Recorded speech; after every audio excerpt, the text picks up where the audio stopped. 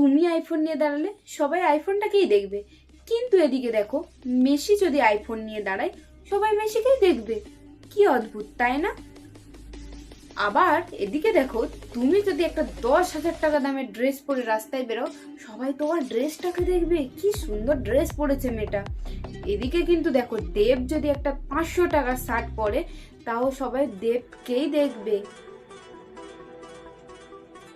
তাই বলছি কি, এত ব্যান্ডের পিছনে না দৌড়ে নিজেকে ব্যান্ড তৈরি করুন।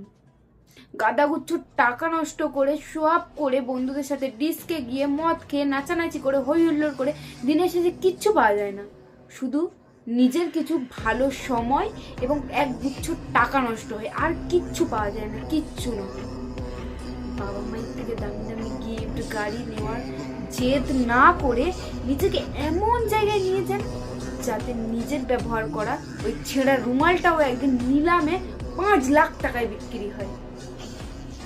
ভুটানে না তারাই দেখায় যাদের বাইরেটা সুন্দর, তারা মানুষের মনোরঞ্জন আকর্ষণ করার জন্য নিজেকে ঝাঁ চকচকে বানিয়ে রাখে।